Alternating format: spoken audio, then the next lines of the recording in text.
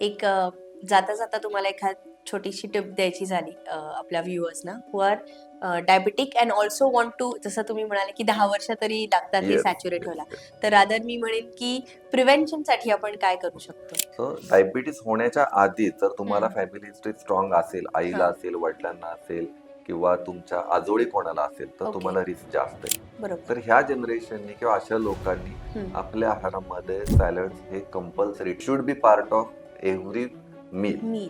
Okay. तुमच्या आहारात salad हे हवेतच. हम्म. सॅलड्स हवेत, सूप्स हवेत, सुपर फूड्स पाहिजेत. हम्म.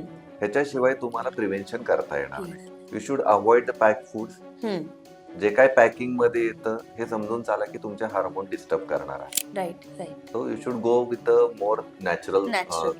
Sources, more natural, more homemade. More homemade. Right. आणि ज्यांना डायबिटीस आहे त्यांनी हताश न होता हम्म.